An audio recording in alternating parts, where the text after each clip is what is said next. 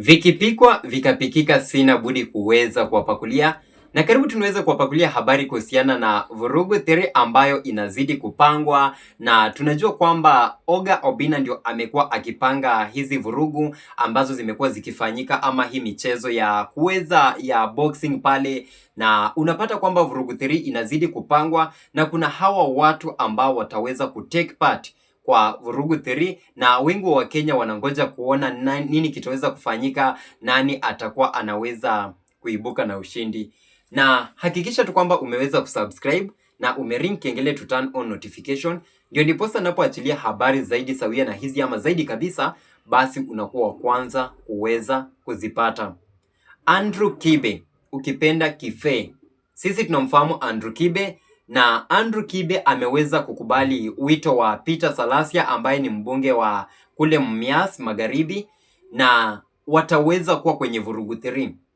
Andrew Kibe amesema kwamba yuko ready na Peter Salasya amesema kwamba yuko ready. Sisi wote tunajua Andrew Kibe na zile shows ambazo amekuwa akifanya, zile podcast ambazo yeye hufanya, na pia tunajua Peter Salasya on the other hand, na yeye ni mbunge na ni mtu wa maneno mengi, ni mtu wa sarakasi, ni mtu wa drama. Na hivyo ina maana kwamba kukutanisha Andrew Kibe pamoja na Peter Salasya pale kwenye ring, pale boxing, sasa wanapigana pale vurugu 3, inamaanisha kwamba wengi wa Wakenya watangoja sana this edition. Ama wengi wa Wakenya wanangoja sana hii edition ambayo huenda ikafanyika kabla ya mwaka kuweza kutamatika, labda pale Disemba, kulingana na habari ambazo tumekuwa tukiweza kupata.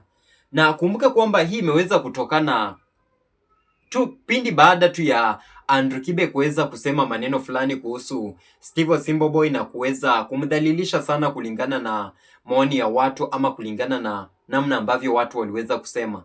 Andrew Kibe aliweza kusema kwamba Steve Osimbo Boy hafai kuwa na watoto, watu kama Steve Osimbo Boy hawafai kupata watoto, na ikaweza kuleta mambo mengi sana pale kwenye mitandao ya kijamii, na mpaka Dr. Ofweneke mwenyewe akaomba msamaha. Aliweza kumtembelea Steve Osimbo Boy akaweza kumuomba msamaha kutokana na whatever happened. Kwa sababu gani? Dr. Ofweneke ndio alikuwa anafanya ile podcast na alikuwa na Andrew Kibe kama guest. Sasa after hiyo yote imeweza kufanyika, trending, Andrew Kibe anaongelewa na watu wengi, na kumbuka hakuomba msamaha, ndio ikaweza kutokea kwamba Peter Salasya akona hapa Andrew Kibe ana trend na anaongelewa sana na watu, na ako kwa limelight, na akona kwamba huyu aliweza kuambia Steve Osimbo Boy vibaya, huyu inafuata tukutane naye vurugu ni kama nimpige, unaona?